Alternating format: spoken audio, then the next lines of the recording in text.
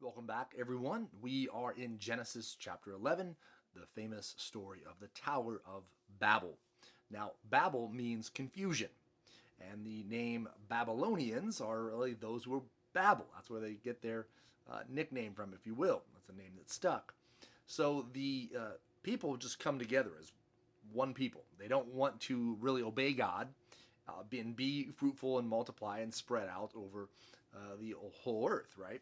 So they just want to come together and be a powerful and great society, doing it their way rather than God's way. And this tower really represents their attempt to be godlike. They erect a tower that would be like a ziggurat of worship, but they're not worshiping the true God. They're setting up themselves, or Nimrod here is setting himself up as God. So the people ultimately want to worship their way, not God's way. So God will come down and confuse their language. So he sends them into a Babel delusion. He changes their languages. So this is a divine act of providence. This isn't something that developed over time, although languages do, in fact, do that over time. Here we see that they had one common speech. The Lord confuses their language, gives them different languages, and then people will go off and settle according to their languages and fill the earth. And over time, more people groups and more languages will ultimately come.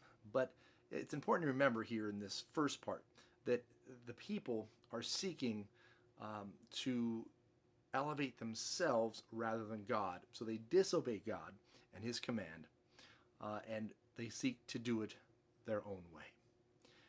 This is never a good strategy. This is never a good plan, and yet we see it day in and day out. People do this continually, not just then, but now. We don't learn from their mistakes. People continue, even if they perhaps believe in God, will want to worship God the way they see fit, rather than the way he has commanded.